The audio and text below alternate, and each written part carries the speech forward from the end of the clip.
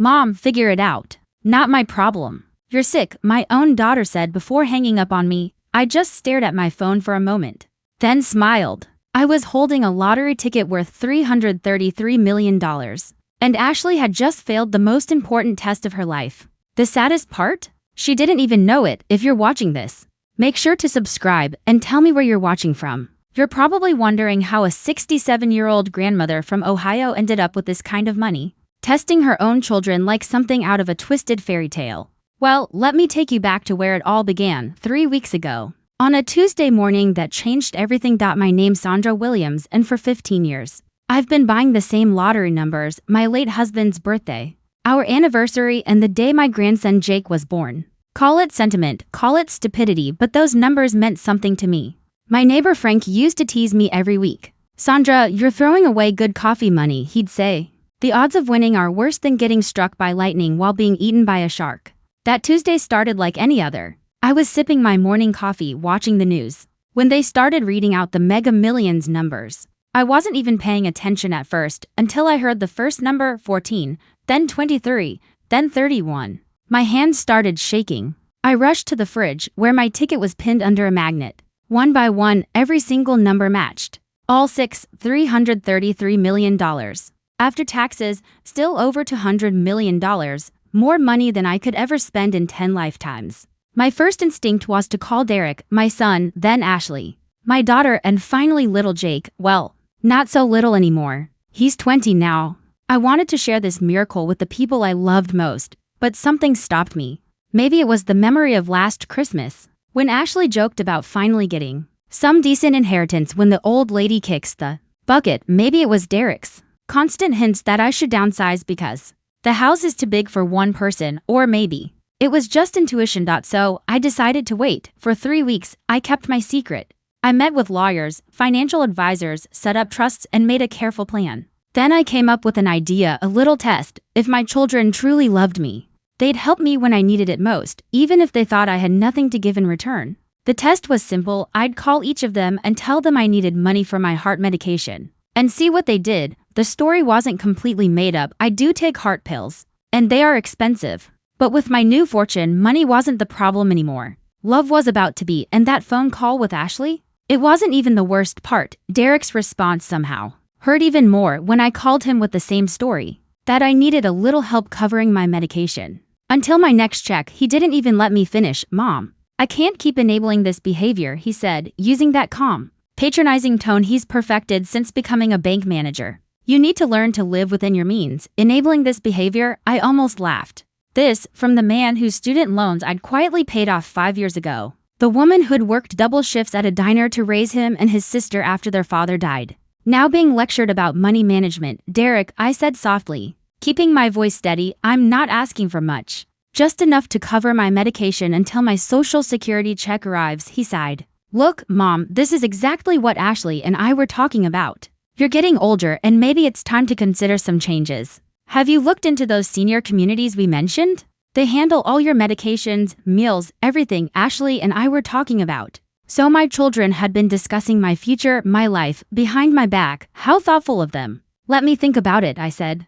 Though I'd already heard enough, but Derek wasn't done lecturing me. And Mom, I'm going to have to block your number for a while. Ashley thinks we're being too soft. And maybe she's right. Sometimes tough love is what people need to face reality. Then the line went dead. My own son had just blocked me, rather than help me pay for a prescription. I sat there in my kitchen, the same kitchen where I'd once bandaged Derek's scraped knees, helped him with homework, celebrated Ashley's good grades, and comforted her through her divorce. The lottery ticket was still pinned to the refrigerator, worth more than this entire neighborhood, and yet my own children wanted to ship me off to a nursing home instead of helping me buy medication. But Jake, my grandson Jake, had always been different. He was Ashley's son. But somehow he hadn't inherited her selfishness. He was the one who called just to check on me, who remembered my birthday without Facebook reminders, who still hugged me tight every time he visited. Surely he would pass this test. I dialed his number with trembling fingers. He answered on the second ring, and I could hear road noise in the background. Grandma Sandra. What's up? His voice was warm, genuinely happy to hear from me. Jake, honey, I said softly. I hate to bother you, but I'm in a bit of a pickle. I explained the same story about needing help with medication costs. There Was a pause and my heart started to sink until he said the words that changed everything. How much do you need? I've got about 500 in savings and I can drive down this weekend. Are you okay? Do you need me to take you to the doctor? $500, probably every penny he'd saved from his part-time job at the campus bookstore. And yet he was offering it all without hesitation. He was even ready to drive for 100 miles just to check on me. Double quotes. Oh, sweetie. I couldn't take your money, I said, tears streaming down my face. Grandma, you've never asked me for anything, ever. If you need help, I'm coming. No arguments. After I hung up, I knew exactly what I had to do. Jake had passed the test with flying colors. But his mother and uncle, well, they were about to learn a very expensive lesson about family loyalty that weekend. I bought Jake a new car. You should have seen the look on Ashley's face when she pulled into my driveway that Sunday afternoon and saw the brand new silver Honda Civic parked next to my old Toyota. Jake was out front, washing it in the driveway, grinning from ear to ear. Whose car is that? Ashley asked, climbing out of her Mercedes. The same Mercedes I knew she was behind on payments for. Mine. Jake called back, dropping the sponge to come give me a hug. Mom, Grandma bought it for me. Can you believe it? I watched Ashley's face shift from confusion to suspicion and then to anger. Her perfectly styled blonde hair didn't even move in the wind.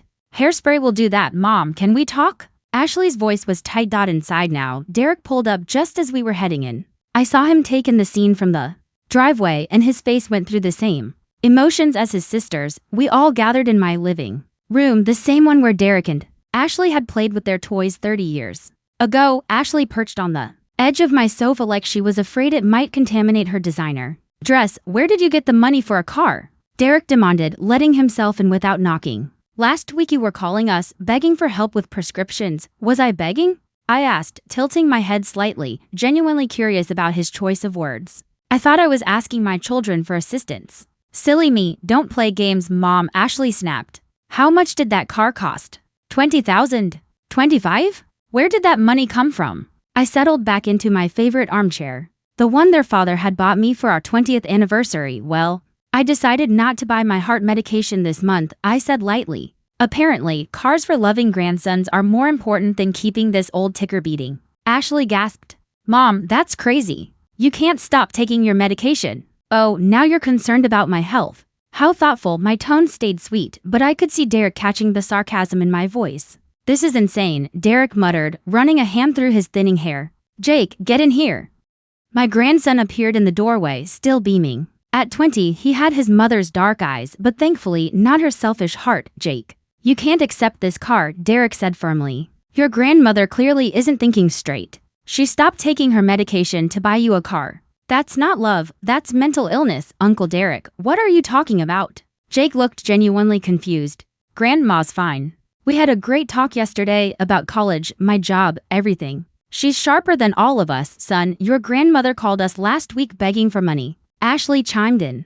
Now suddenly she has $25,000 for a car? Something doesn't add up. Jake's expression shifted.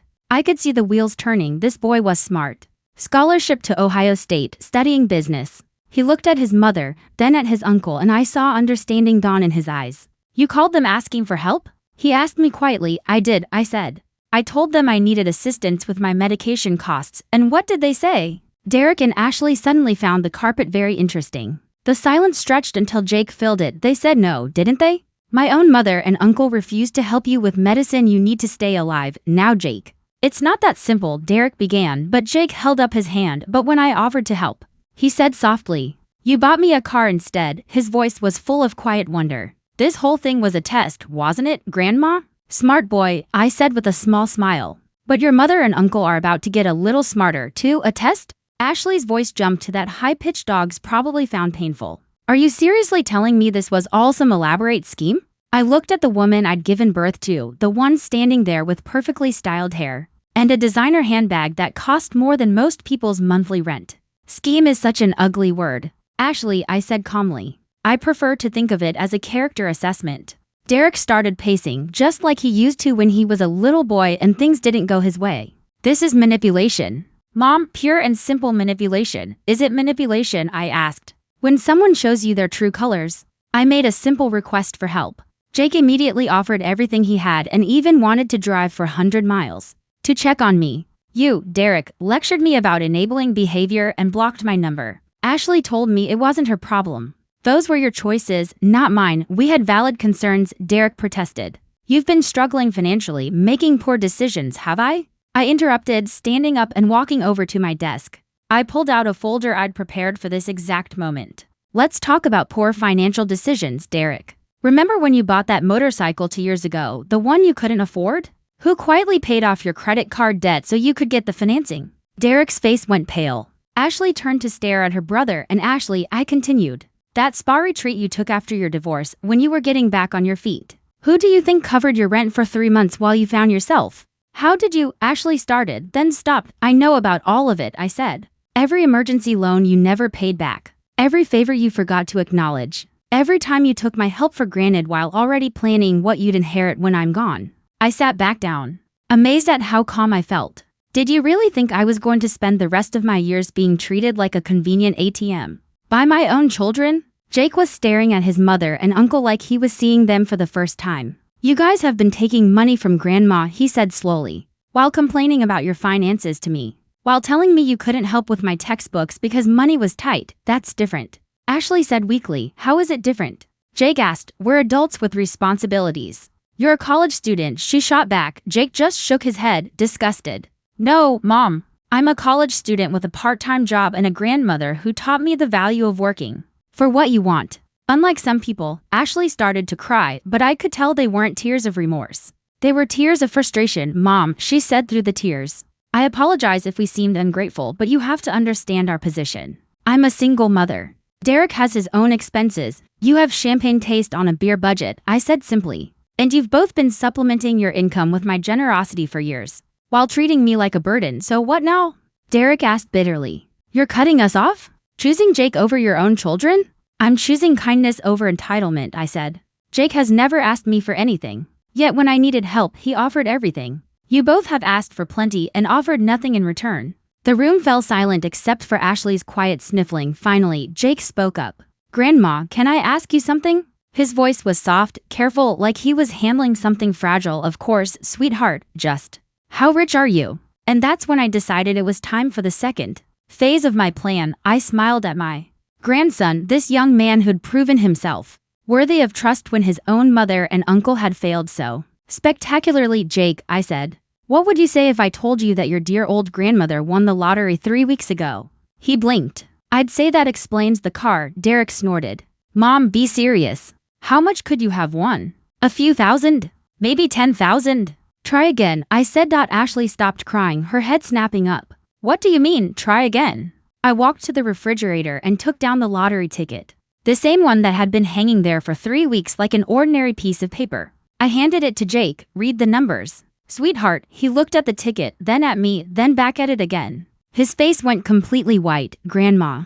This is the winning ticket. The Mega Millions jackpot from 3 weeks ago. I finished the sentence for him gently. $333 million. Derek lunged for the ticket, but Jake stepped back, holding it out of reach. Uncle Derek, don't, he warned. Let me see that. Ashley demanded, but I raised a hand. The ticket is just a souvenir now, I said calmly. The money's already been claimed, invested, and placed in trusts. I sat back in my chair, watching their faces, pure shock frozen in place. Turns out, I said with a small smile, when you're worth over $200 million after taxes, a $25,000 car is basically pocket change. The silence that followed was magnificent. Derek's mouth was opening and closing like a fish out of water. Ashley had gone from pale to red, then back to pale again, to $100 million. Derek finally whispered, give or take a few million in investment returns this week, I said, unable to hide the satisfaction in my voice. Amazing how the market responds when you have that kind of capital to work with. Ashley found her voice first. Mom, we had no idea when you called asking for help. If you'd known I was rich, you would have helped me. I finished for her. I shook my head slowly. Ashley, do you hear yourself? You would have helped your mother if you knew there was something in it for you. That's not what I meant, she stammered, backtracking fast. Isn't it though? I turned to Derek. Son, let me ask you something. If I were still living on my small social security check and needed help paying for medication, would you help me? The silence that followed told me everything I needed to know. I see, I said quietly, standing up. Suddenly, I felt bone deep tired. Well, I think this conversation has been illuminating for everyone. Mom, wait, Ashley said, her voice trembling. We need to talk about this. We need to figure out how to move forward as a family. I raised an eyebrow. Ashley, 20 minutes ago, you hung up on me when I asked for help. Derek blocked my number. And now you want to talk about family? Jake was still staring at the lottery ticket like he expected it to vanish into thin air. Grandma, I can't accept this car, he said softly, not if. I mean, this is too much. And that right there was why this young man was about to become my only heir. Derek and Ashley were about to learn just how expensive their greed had become. Jake, sweetie, I said, reaching over to squeeze his hand. You offered me everything you had when you thought I needed help. That car isn't charity. It's a thank you from someone who can finally afford to say it properly. Derek looked desperate now. Panic replacing arrogance. Mom, I know we handled this wrong, but we're family. We can work through this, can we? I looked him straight in the eye. Derek, in the 3 weeks since I won this money, how many times have you called just to check on me? How many times has Ashley? They exchanged uneasy glances. We've been busy, Ashley mumbled weakly. But Jake, I said. Turning to my grandson, Jake called me twice this week. Just to talk. To tell me about his classes. To ask about my garden. To see if I needed anything. I smiled softly at him. And when I said I needed help, what did you do? I offered to drive down immediately, Jake said quietly. With your last $500, I added. Meanwhile, your mother and uncle who I've financially supported for years told me to figure it out myself. One even suggested putting me in assisted living. Derek dragged a hand through his hair. Okay, yes, we made mistakes. But you have to understand the position we were in. Money's been tight for both of us. Ashley's dealing with single motherhood. I've got my own bills, Derek. My voice sliced through his excuses like glass. Stop, just stop. I walked over to my desk and pulled out a thick manila folder. Do you want to know what I did during these 3 weeks while I was planning my little test? I asked. They both looked uneasy. I hired a private investigator. Ashley went pale. Derek took a half step back. I wanted to know exactly how my children were spending their money while claiming to be struggling. I opened the folder. Derek, your motorcycle payment $600 a month. Ashley, your spa visits average for $100 monthly. Between the two of you, you spent $2,000 at restaurants last month alone. You had us investigated? Derek's voice cracked. I had my financial situation investigated, I corrected calmly. When you're worth this kind of money, you want to make sure your assets are protected from people who might take advantage of your generosity. I smiled sweetly. The investigator's report was thorough. Jake looked back and forth between them like he was watching a tennis match. What did the investigator find? Well, I said, your mother and uncle have been living well beyond their means for years.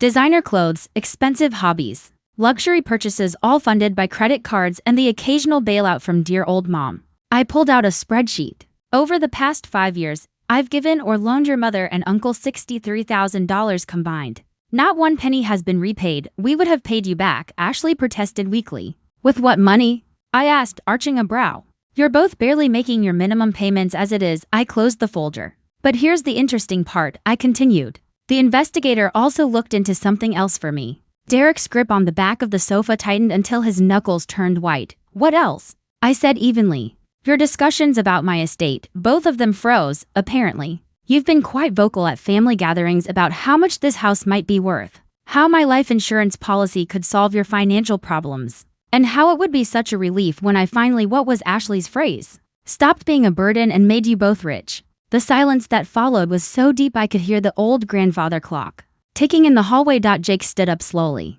You said that about Grandma?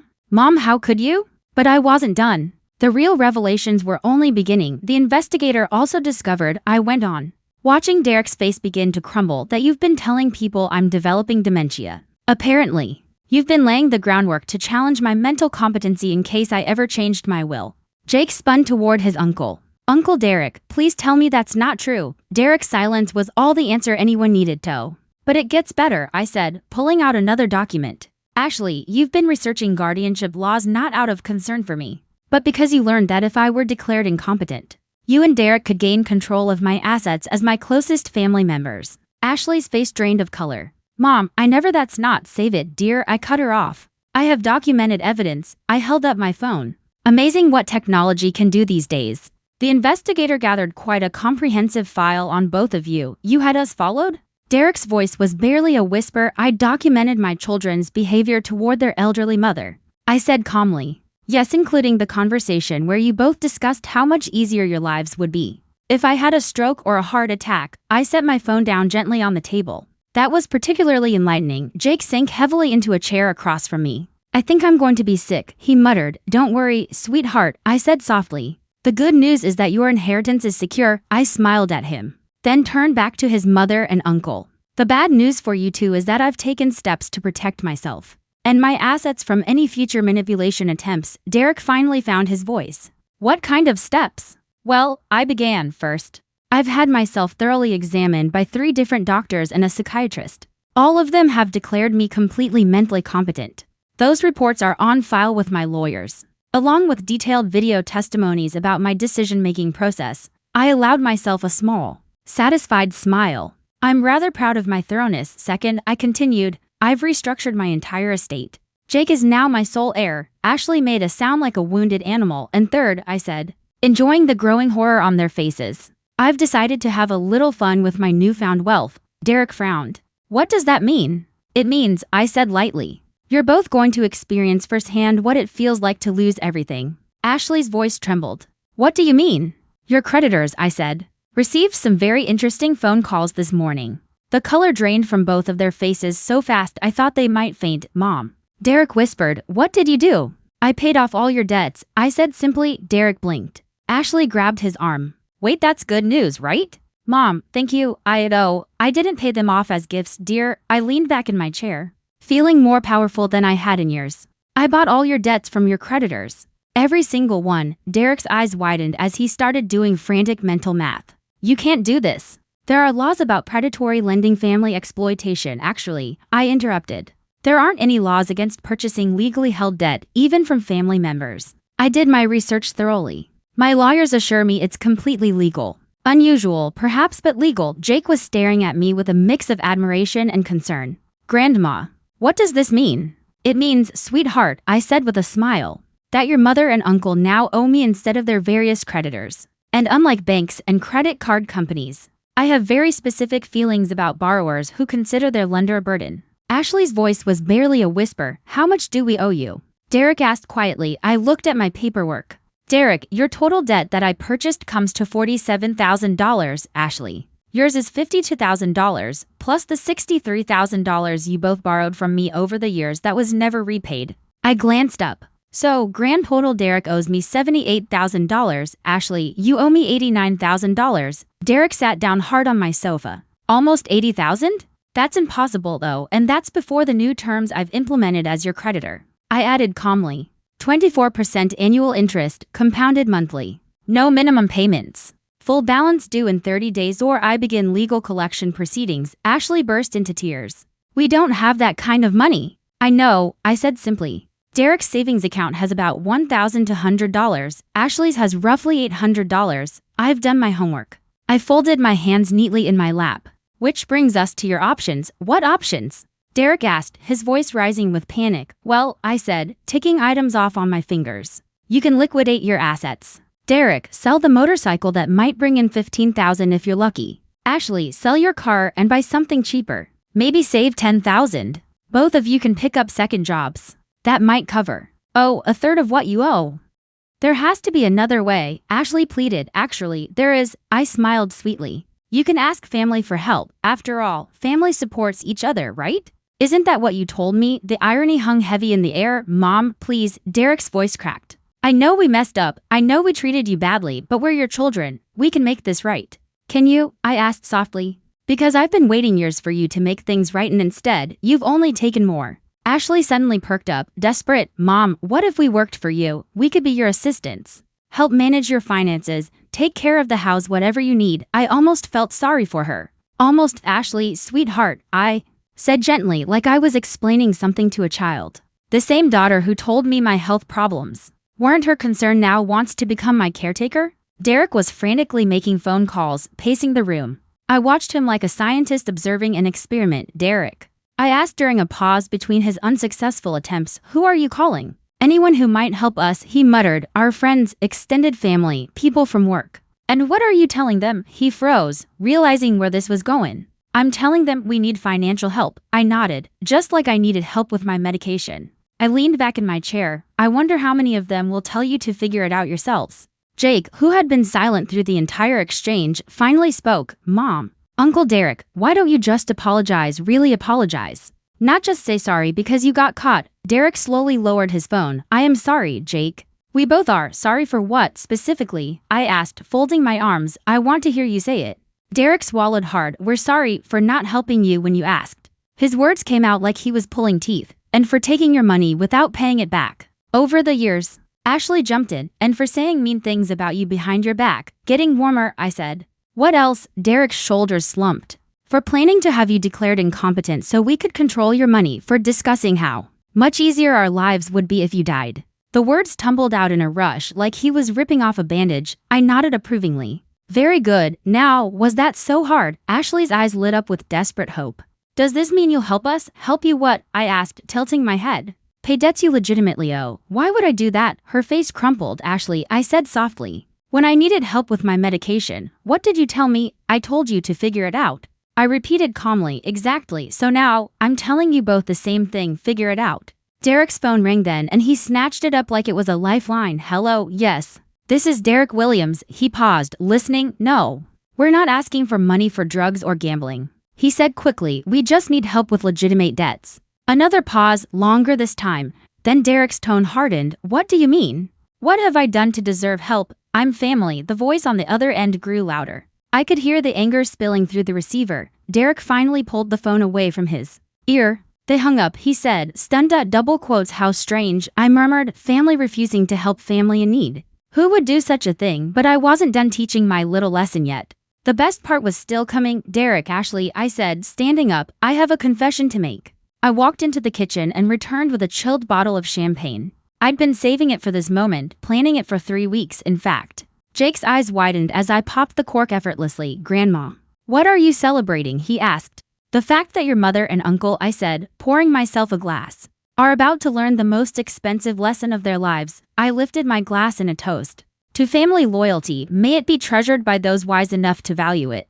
Mom, what are you talking about? Ashley asked nervously. Sit down, both of you, I said. I think it's time I explain the rest of my plans. I settled back in my chair, swirling the champagne. You see, buying your debts was just the beginning. Derek grabbed Ashley's hand. What do you mean, the beginning? Well, Derek, I said sweetly. Remember your friend Mike at the bank, the one you've been telling about my supposed dementia? I took another slow sip. Turns out, Mike did a little digging into my finances, just in case you needed help with those guardianship proceedings you've been talking about. Derek froze. What kind of digging? The kind that involves public records, lottery winner databases, and financial filings, I said. And Mike discovered something very interesting. I paused for dramatic effect. He found out about my lottery win. Ashley's voice was barely a whisper. No, yes, I said cheerfully, and Mike, being the good citizen he is, shared that information with a few colleagues at the bank. So now, everyone in your professional circles knows that Derek and Ashley Williams' mother won $300 million,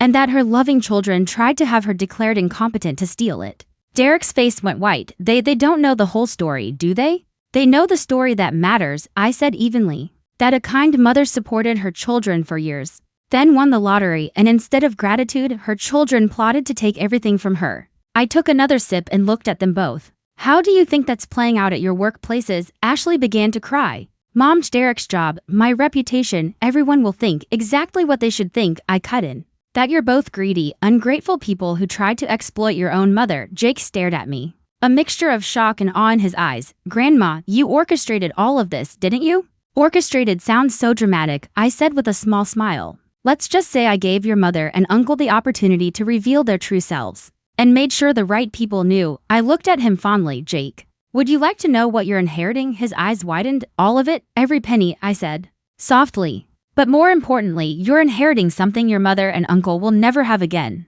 I raised my glass once more. A family member who trusts you completely. Derek and Ashley just sat there hollow-eyed, realizing that money wasn't the only thing they'd lost. The trust documents were signed this morning. I continued, savoring the moment. Jake inherits everything when I pass. And there's more. I've also set up a college fund that will cover all his education through graduate school, plus a living allowance so he'll never have to worry about money while studying. Jake was speechless. Derek, though, finally found his voice. Mom, you can't just cut us out completely, Derek pleaded. We're your children. You were my children. I corrected gently. Now you're just people who happen to share my DNA and my last name. Being family takes more than biology, Derek. It takes love, respect, and basic human decency. Ashley was trembling, almost hyperventilating. What about our futures? We have nothing now. You have exactly what you gave me when I needed help, I said simply. Nothing. I walked over to my desk and pulled out one last document. However, I added, I'm not completely heartless. I've made some arrangements for both of you. Derek's head snapped up. What kind of arrangements? I've arranged for you to have jobs. I handed him the paper. Derek, there's a dishwashing position available at Miller's Diner. The same place I used to work double shifts to pay for your college. It's minimum wage. But it's honest work. Derek stared at the job application like it was written in another language. And Ashley, I continued, I spoke to the manager at the local grocery store. They're hiring for the overnight stocking shift, minimum wage as well, but it's employment. Ashley's voice rose, sharp with disbelief. You want us to work minimum wage jobs? I want you to understand what it feels like to earn every dollar. I said calmly, while the people you love treat you like you're worthless. I sat back down, feeling lighter than I had in years. Consider it character building. Jake finally spoke up, his voice soft. Grandma, I don't even know what to say. Say you'll use this money wisely, I told him. Say you'll remember that wealth doesn't make you better than other people. It just gives you more responsibility to be kind. I reached over and squeezed his hand. Say you'll never take family for granted the way your mother and uncle did, I promise. He whispered, tears in his eyes. Derek tried one last desperate plea. Mom, please. We'll do anything. We'll pay you back every penny. We'll apologize publicly. Derek, stop. I held up my hand. You'll do those things because you got caught, not because you're sorry. There's a difference. I stood and walked to the window, looking out over the garden I'd tended for 30 years. You know, what's funny? I said quietly. If you had just helped me when I asked, if you had shown even a bit of kindness to the person who gave you life, none of this would have happened. I would have shared my fortune gladly. We can start over, Ashley said through tears. We can be the family you want us to be. I turned and looked at them. These two people I had raised, who had shared my holidays, my home, my love, and taken it all for granted. No, I said softly. You can't, because I finally learned something important. You can't buy love. But you can put a price on greed. And both of you have shown me exactly what that price is. Jake stood up and wrapped his arms around me. Thank you, Grandma, for everything, the test, the lesson, for trusting me. As Derek and Ashley walked out of my house for the last time, I felt something I hadn't felt in years, complete peace. My grandson had everything he needed for a bright future. And I had something money could never buy, the strength to stop enabling the people who took my love for granted. The lottery had given me wealth, but my children had given me something far more valuable. The truth about who truly deserved my trust, and that, my friends, was worth every penny. Thanks for listening, I said with a small smile. Don't forget to subscribe and feel free to share your story in the comments. Your voice matters.